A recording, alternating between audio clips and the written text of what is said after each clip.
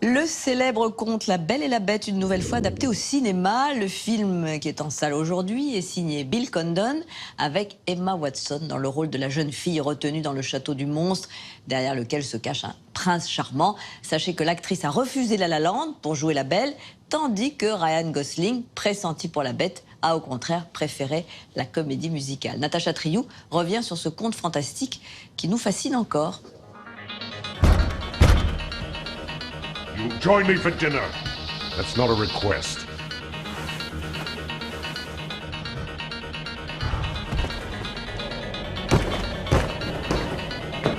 Just a minute. Il était une fois La Belle et la Bête, ou l'histoire d'un conte 1000 fois réadapté. Au cinéma, en dessin animé, en série télévisée, à Broadway et même en polar, le conte de Jeanne-Marie le Prince de Beaumont, écrit en 1757, a toujours la cote. Come into the light. Si c'est le propre même du conte d'être raconté encore et encore, pourquoi celui-ci fascine toujours et quels sont les ingrédients de son succès? Car dès la naissance du 7e art, le monstre est déjà une bête de cinéma.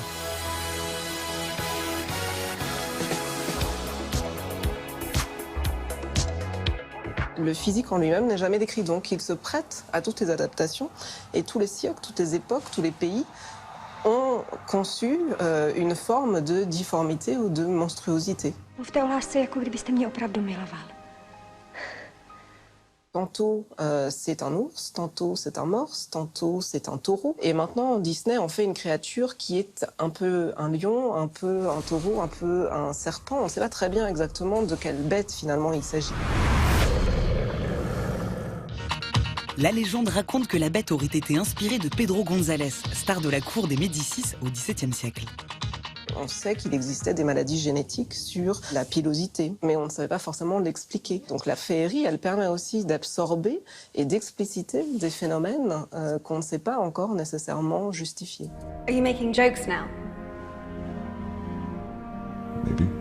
C'est écrit par une femme dont on sait très peu de choses. C'est une des écrivains femmes les plus célèbres de son siècle. On le lit comme un conte qui parle d'un devenir féminin, mais en réalité, c'est le conte sur un devenir masculin aussi, puisque le prince, il n'est pas charmant d'office. Il apprend à devenir un prince charmant. Oh mon Dieu. C'est aussi un conte sur la façon d'apprendre l'intimité de l'autre, de le tolérer chaque soir et aussi de tolérer la cohabitation dans l'intimité conjugale.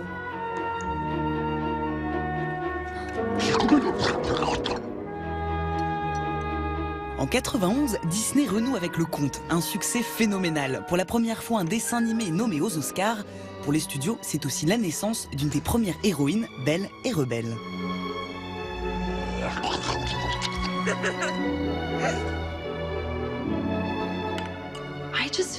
Je suis littéralement tombée amoureuse de Belle. C'est une jeune femme fougueuse qui n'a pas peur de dire ce qu'elle pense, qui assume ses ambitions, qui est complètement indépendante, qui veut découvrir le monde. Et elle est si intelligente.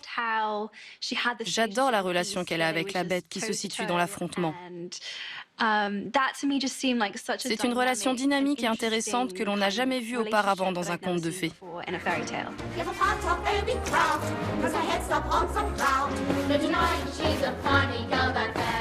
Disney en fait une héroïne forte. Elle ne cesse de répéter dans les chansons qu'elle veut un autre destin et qu'elle veut s'affirmer en tant que femme. Il crée un personnage secondaire qui est un personnage d'amant machiste. You are the most gorgeous thing I've ever seen. Nobody deserves you. Qui veut épouser la Belle et qui veut l'épouser pour en faire une fée du logis, ce qu'elle refuse. Bonjour. De La Belle et la Bête, on retient aussi cet aspect. Oui, ça chante beaucoup. Bien avant Disney, l'histoire est un classique de l'opéra comique. C'est une comédie musicale. Il y a à la fois de la musique, de la danse et du théâtre. C'est un conte qui traite de la musique. La première chose que l'on entend de la Bête, c'est la voix. Je vous répugne. Vous me trouvez bien laid. Extrêmement terrifiante. C'est aussi une façon de dire que le couple ne fonctionnera que si le couple se met au diapason.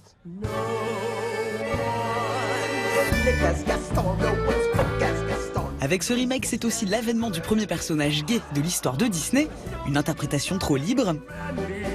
Les personnages d'hommes sont assez féminins et inversement, les personnages de femmes sont assez masculins. Donc il y a une structure plus subtile qu'on ne le pense. There's a special in your son.